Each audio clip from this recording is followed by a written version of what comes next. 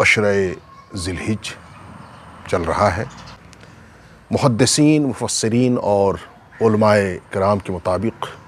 جس طرح سے ماہ رمضان کے آخری عشرے کی عظمت و فضیلت ہے، وہی اہمیت اور افضلیت عشرہ ذی الحج کے پہلے 10 دنوں کے ہیں۔ اس کی وجہ ظاہر ہے، اس عشرے میں حج ہے، قربانی ہے، عرفہ ہے اور منی میں قیام ہے، اور اس طرح سے اس پورے عشرے میں تمام اعمال کا مجموعہ ملتا ہے۔ یہ عشرہ اور خاص طور سے یوم عرفہ جسے ہم کہیں گے، ایک تو یہ بات ذہن میں رکھی جائے کہ عرفے کے روزے کی بڑی فضیلت ہے۔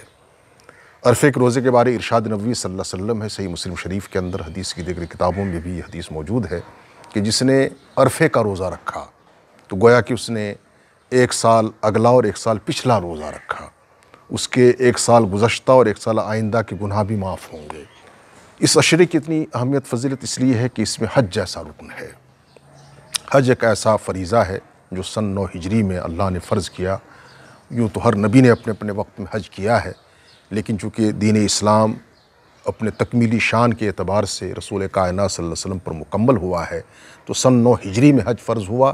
اور حج جب فرض ہوا تو آقا علیہ السلام اس سال حج نہیں کر سکے۔ اپنی تبلیغی اور دعوتی اور دینی ذمہ داریوں کے سبب آپ نے حضرت صدیق اکبر رضی اللہ تعالیٰ عنہ کو امیر بنا کر بھیجا، اور اگلے سال آپ نے حج فرمایا، جس کو حجۃ الوداع کہتے ہیں، آخری حج۔ تو گویا کہ حج کی فرضیت کے بعد آقا مدنی کریم صلی اللہ علیہ وسلم نے ایک ہی حج کیا، اور حج کے حوالے سے ایک تو حج کا لفظ قرآن مجید میں اللہ تعالیٰ نے 3 جگہ ارشاد فرمایا ہے، اور اس کی فرضیت ظاہر ہے دین اسلام کے بنیادی ارکان میں سے ہے، آخری رکن ہے، اور فرمایا رسول اکرم صلی اللہ علیہ وسلم نے مالدار ہے، صاحب حیثیت ہے، تو اگر حج وہ نہیں کرتا ہے تو پھر وہ یا تو یہودی ہو کے مر سکتا ہے یا پھر نصرانی ہو کے مرے گا۔ تو حج جیسی عبادت اس عشرے میں، اور اسی کے ساتھ ساتھ قربانی کی تاریخ بھی اتنی ہی قدیم ہے جتنی انسانیت کی تاریخ ہے، اور قرآن مجید میں اللہ تعالیٰ فرماتے ہیں کہ اذ قربا قربانا، ہر نبی نے، ہر ملت نے، ان کے پیروکاروں نے اللہ کے تقرب کو حاصل کرنے کے لیے، اللہ کی قربت اور نزدیکی حاصل کرنے کے لیے قربانی پیش کی ہے۔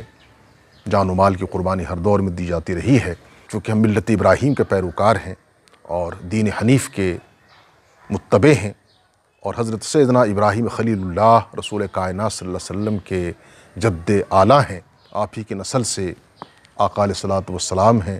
تو حضرت ابراہیم اور ان کے اکلوتے فرزند حضرت اسماعیل کی یہ یادگار ہے۔ اللہ کے رسول صلی اللہ علیہ وسلم نے فرمایا کہ جو شخص صاحب حیثیت ہو، جس پر قربانی واجب ہو، پھر وہ قربانی نہ کرے، وہ میری عیدگاہ میں نہ آئے۔ یہاں تک حدیث میں فرمایا گیا کہ قربانی کے جانور پر جب چھری چلائی جاتی ہے تو اس کے خون کے پہلے قطرے کے گرنے کے ساتھ ہی قربانی کرنے والے کے تمام گناہ اللہ تعالیٰ معاف فرما دیتے ہیں۔